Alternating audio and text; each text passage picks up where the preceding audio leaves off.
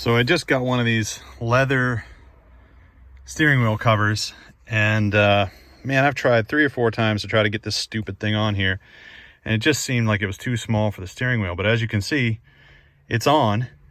And so here was the trick.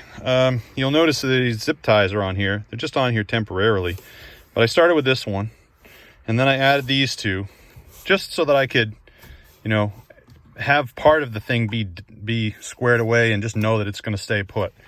And then what I did was I finagled this one on, and then I used a heat gun just to lightly warm up the plastic that's in there. It's like 20 degrees out here in Maine right now, so I needed to do something that was going to get this thing a little bit more pliable. And just gently heated that up. It's still kind of warm up there. And just sort of forced it and rolled it over slowly, and then eventually the whole thing popped on, and there it is. So there's the two pieces. First one is zip ties to secure part of it, and then the heat gun to warm things up and get it in. You can see it's cold out here. It's 20.